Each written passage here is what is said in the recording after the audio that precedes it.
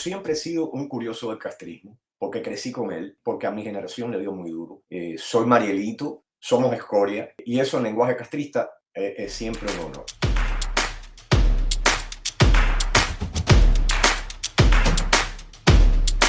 El libro se titula ¿Por qué mis vecinos apoyan el castrismo? Y el título para mí es ambidiestro, porque se puede ver como una pregunta, también lo puedes ver como una respuesta.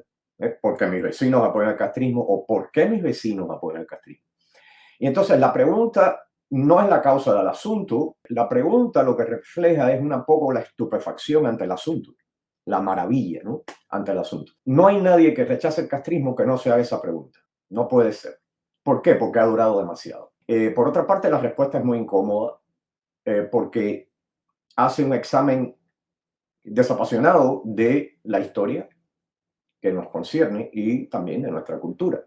Entonces, el libro un poco que se mueve entre estas dos alternativas, ¿no? Y créeme que las respuestas son muy sorprendentes. El libro tiene mucho humor, es un humor criollo jodedor.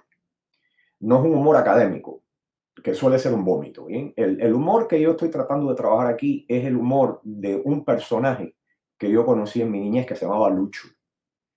Es un letrado callejero, Lucho. Lucho era un tipo que vivía en Centro Habana.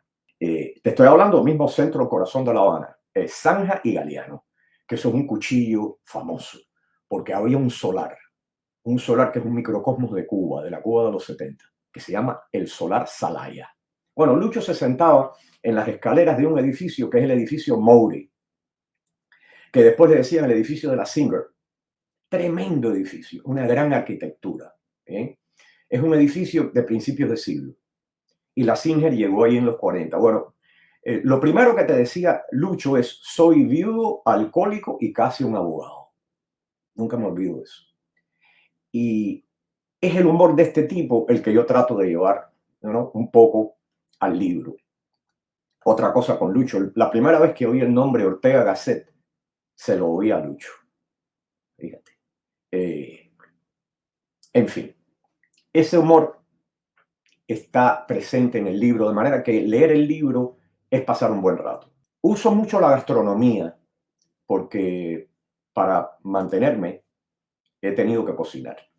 Y entonces es un poco una cocina, un potaje de cosas. Y el ingrediente es ese, el ingrediente es la chispa, el humor.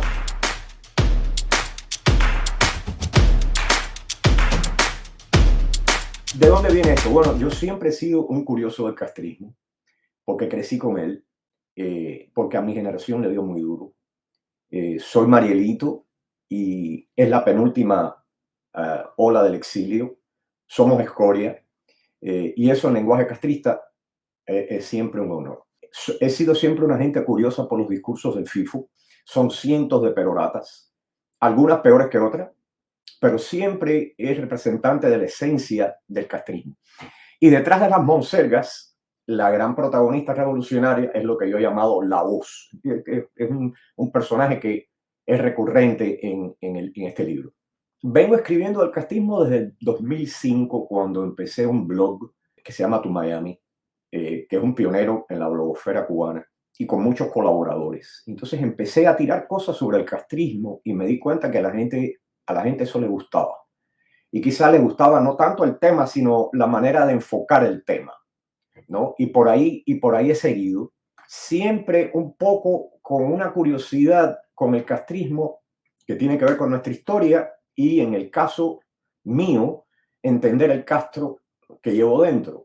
Más concretamente, hace 3 años comencé a confeccionar ya, a darle forma a todo ese muñeco.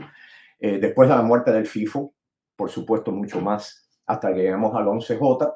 Yo creo que el 11J es el verdadero juicio, el verdadero momento de lo que se ha llamado postcastrismo.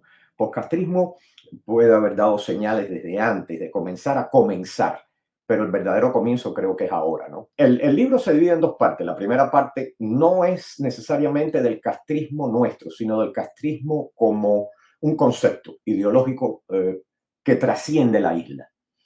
Y yo llamo a esa primera parte la invasión de los progres. De los progres, el tema actual es que hay una semilla castrista que late y que vive en Occidente. Y esto puede parecer una aberración, pero no lo es.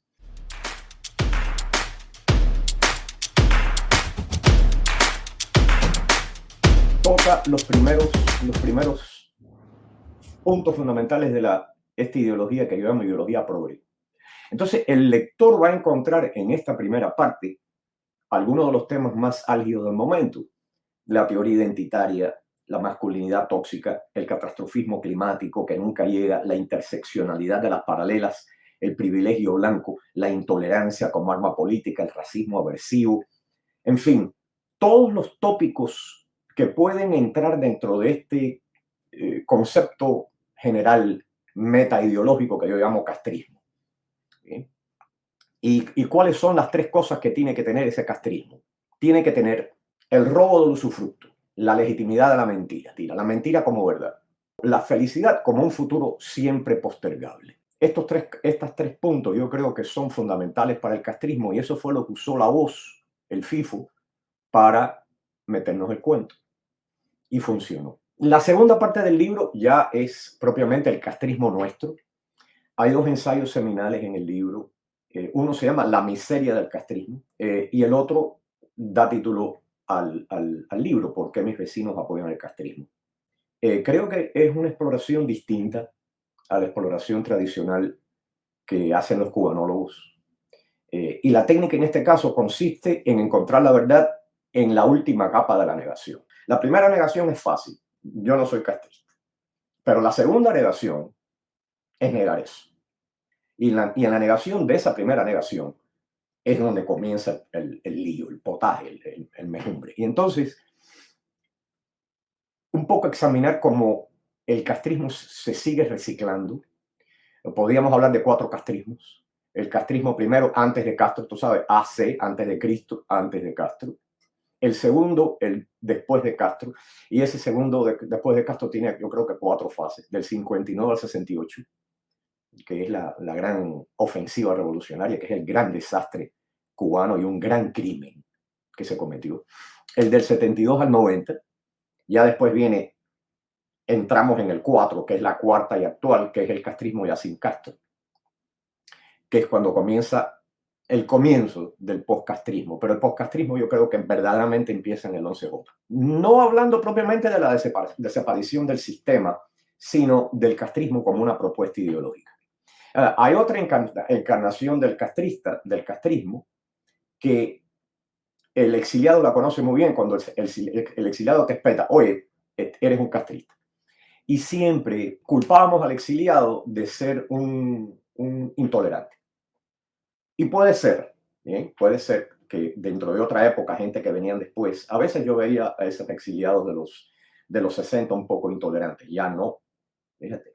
De manera que en ese análisis, ¿no?, entre ver el castrismo como algo separado, un otro, y ver el castrismo como algo dentro, y de nuevo, en estos 3 puntos: la mentira presentada como verdad, la prosperidad como robo del usufructo ajeno, y la felicidad como la gloria del futuro siempre postergable.